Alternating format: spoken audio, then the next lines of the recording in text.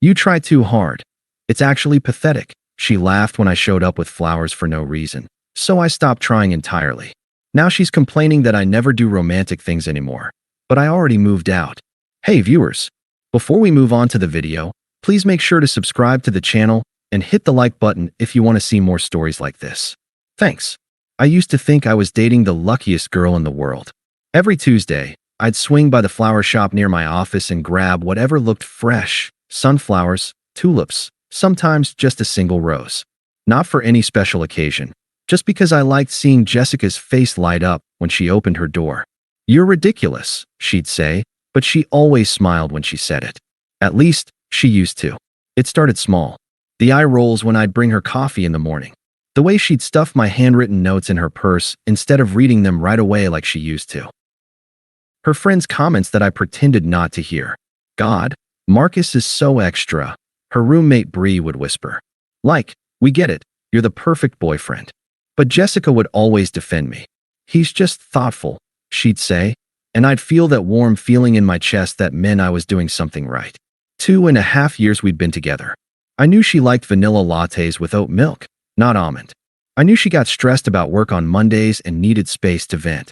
I knew she loved surprise lunch deliveries to her marketing firm, even though she'd act embarrassed in front of her coworkers. That Tuesday started like any other. I saw the sunflowers in the shop window, bright, cheerful, the kind that would look perfect on her kitchen counter. $23 for a dozen, but the way her face would soften when she saw them was worth every penny. I climbed the stairs to her second-floor apartment, bouquet in one hand, keys in the other. The door was already cracked open. She was expecting me. "Surprise," I said, holding up the flowers as I walked in. Jessica was on the couch with Bree, both of them looking at something on Jessica's phone. They barely looked up when I entered. "Oh," Jessica said flatly. "More flowers." I paused in the doorway. "Yeah," I saw them and thought, "Marcus." She looked up from her phone, and something in her tone made my stomach drop. "Can we talk for a second?" Bree suddenly became very interested in the TV, grabbing the remote and turning up the volume. "You try too hard," Jessica said, not even bothering to lower her voice. "It's actually pathetic." The words hit me like a slap. "What? Like, who brings flowers for no reason? It's Tuesday. Nothing happened. You just show up with flowers like some desperate guy from a rom-com." She gestured at the bouquet in my hands like it was something dirty. "It's embarrassing."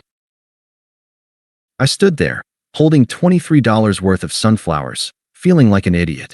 "I thought you liked guys who are confident don't need to do all this," she continued, and I could hear Bree shifting uncomfortably on the couch. The constant notes, the surprise visits, the flowers every week. It's too much. It makes you look needy. I looked down at the flowers in my hand. They suddenly felt heavy. "Right," I said quietly. I set them on the counter by the door. "Got it.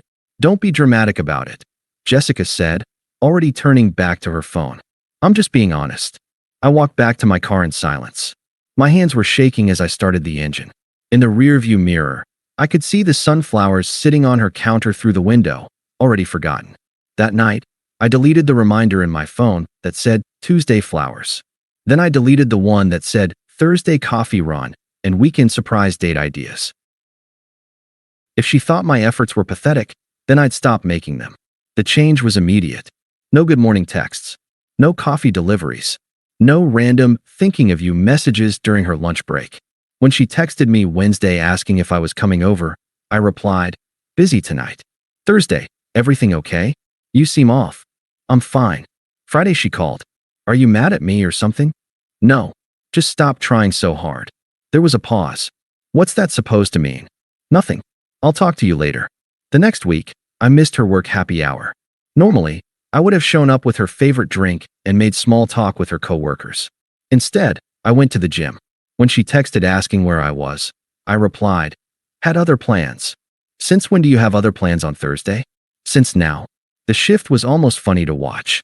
Jessica, who had grown accustomed to my constant attention, suddenly found herself in a relationship with someone who treated her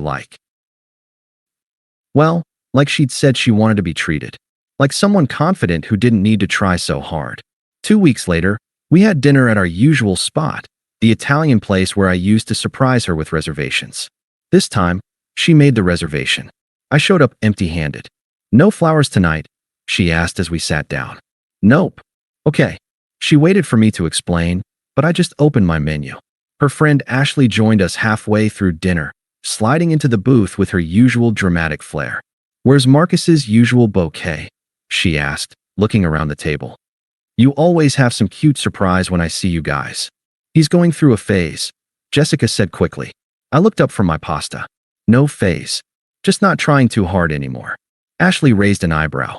What does that mean? It means I learned that confidence means not doing all this, I said, using air quotes. Right, Jess? Jessica's face went pale. I could see her remembering her words from that Tuesday afternoon.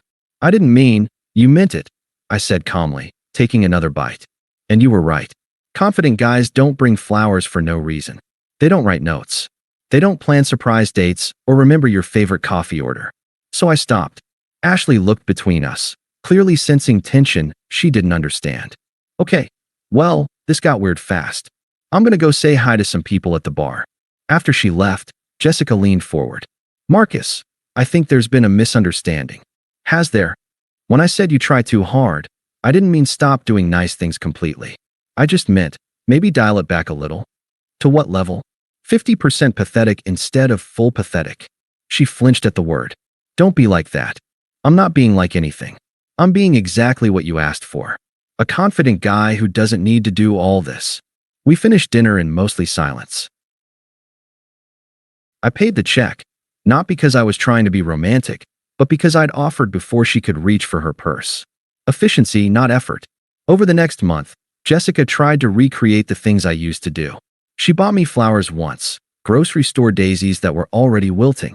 She planned a surprise date to a mini golf course, forgetting that I'd mentioned multiple times that I found mini golf boring.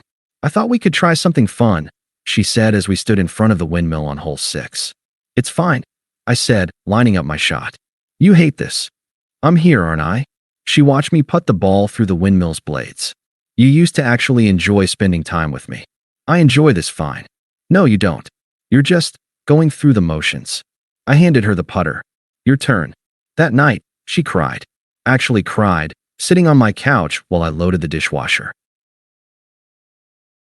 You never do romantic things anymore, she said, wiping her eyes with the tissue I'd handed her. A simple courtesy, not a gesture. I thought that was pathetic. I didn't mean it like that. How did you mean it? She was quiet for a long time. I don't know. I guess I took it for granted. The way you'd show up with coffee or leave little notes in my car. I thought it would always be there. And when you told me it was embarrassing, I was being stupid.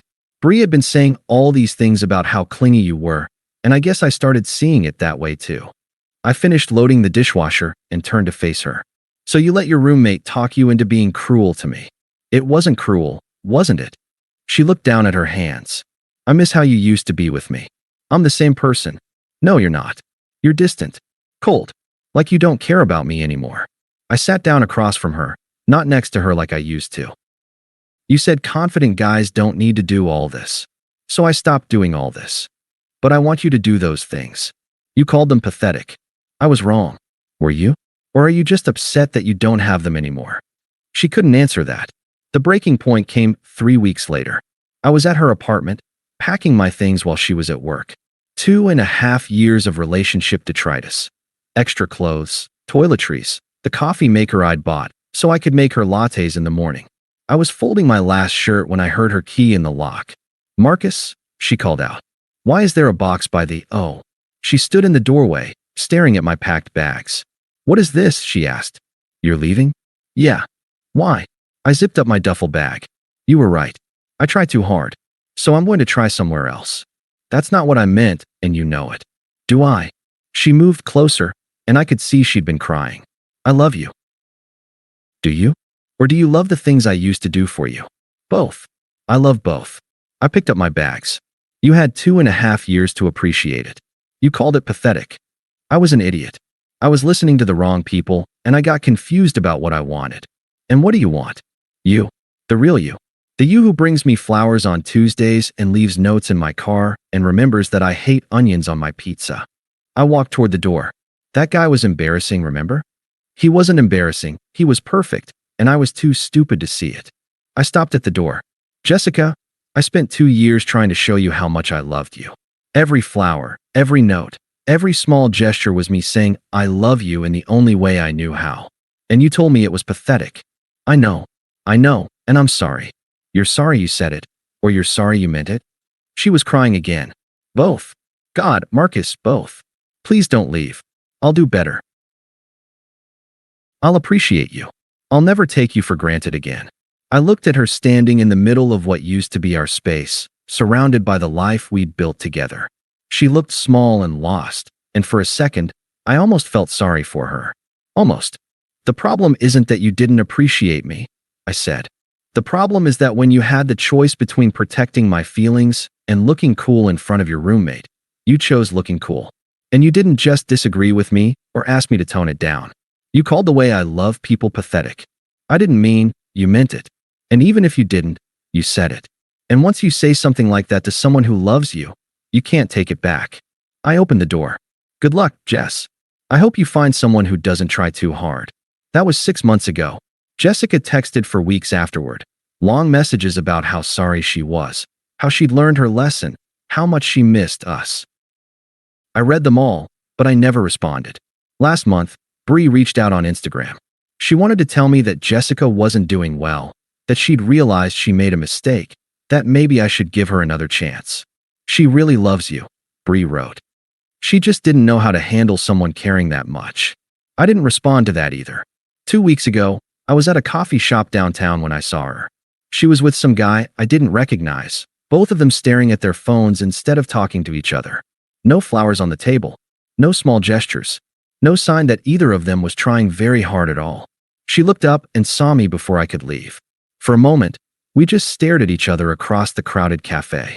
Then she said something to her date and walked over. Hi, she said. Hi. How are you? Good. You. I'm. She glanced back at her table, where her date was still scrolling through his phone. I'm okay. We stood there for a moment in awkward silence. I still have your coffee maker, she said finally. Keep it. Marcus, I have to go, I said. Take care, Jessica. I walked past her toward the door, and I could feel her watching me leave. But I didn't look back. The truth is, I am trying hard again. I'm trying hard with someone new. Someone who reads my notes immediately and keeps them in a little box by her bed. Someone who posts pictures of my random flower deliveries on her Instagram with captions like, "Lucky me." Someone who understands that effort isn't desperation. It's love made visible. Last Tuesday, I bought her sunflowers. When she opened her door and saw them, her whole face lit up. You're perfect, she said, standing on her tiptoes to kiss me. And this time, I believed her. Jessica was right about one thing. Confident guys don't need to try so hard. But she was wrong about what that meant. Confident guys try hard for people who deserve it, and they walk away from people who don't. I learned the difference. Thanks for watching. Make sure to subscribe to the channel and hit the like button. What do you think about this story? Share it in the comments.